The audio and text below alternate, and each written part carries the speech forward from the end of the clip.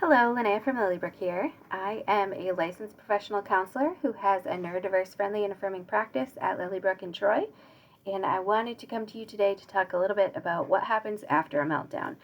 Yesterday we talked about tips for preventing meltdowns, and these are reminders for after. They come from the Neurodivergent Friendly DBT Skills book by Sunny Jane Wise, who is an autistic ADHDer. They also write on their website under the lived experienced educator, and I would highly recommend checking out their website for more free resources and some other information about different topics that they have up. So we talked before about a meltdown. Meltdowns are generally when there's a lot of things that are being overstimulating, that are lots of noises or sounds or sights or strong emotions can also trigger a meltdown. All of those things combined can make them worse. And so I wanted to share some reminders for yourself for after, because a lot of the times there's a lot of shame involved with meltdowns, right? Like we don't like to feel like we're out of control. We don't like to feel like we can't control our behaviors, or we can't control the things that we might be doing that might bother other people or hurt other people. So we want to make sure that after a meltdown, we use some of these mantras or things that we can say to kind of help reassure our brains and our bodies that we're okay, that we are safe, and that it is okay that we had a meltdown. We can just manage what happens afterwards a little bit better. So once you are calmed down, you can tell yourself that you're not a bad person for experiencing anger during a meltdown. Anger is one of the safest emotions that people can feel. It gives you a target. It releases a lot of physical tension, and it's a very protective emotion.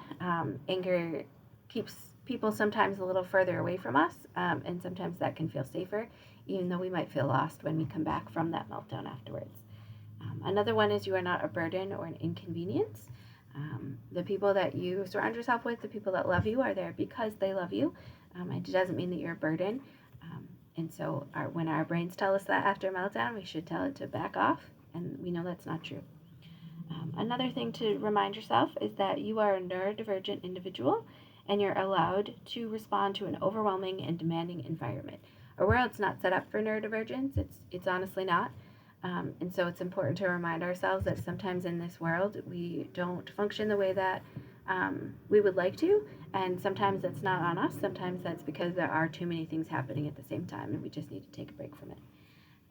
Another thing to remind ourselves is that experiencing meltdown does not cancel out your strengths, qualities, and skills.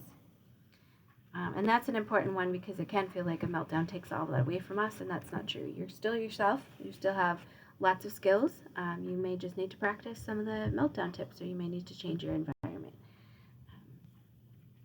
Your meltdowns are not a reflection of who you are, but an indication of your neurodivergent needs asking to be met. So what that means is you might need a little bit more time to regulate and de-escalate your body and your brain. You might need a different environment. You might need different lighting, different sensory items, and that's okay to use. So remind yourself of that. You are still worthy of understanding and acceptance, even if you get angry during a meltdown. And this one's really important because there's a lot of shame with anger too.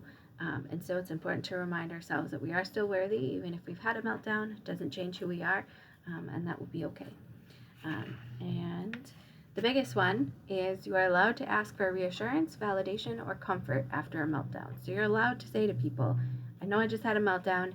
Here's what I need to recover. Can you help me with this? And hopefully the people that you surround yourself with are able to do that for you and are able to give you that comfort and that reassurance that you might need after a meltdown. So those are some tips again for after a meltdown, some reminders that you can say to yourself. This sheet is available on the Lived Educator website for free. So if those were helpful, you can certainly download it and keep it in a place where you can remind yourself of it after having a meltdown. And as usual, if you have any questions, you're welcome to contact Lilybrook. Our telephone number is 248-250-6620, and our website is www.lilybrookcs.com. So take some time for yourself today, and I will see you tomorrow.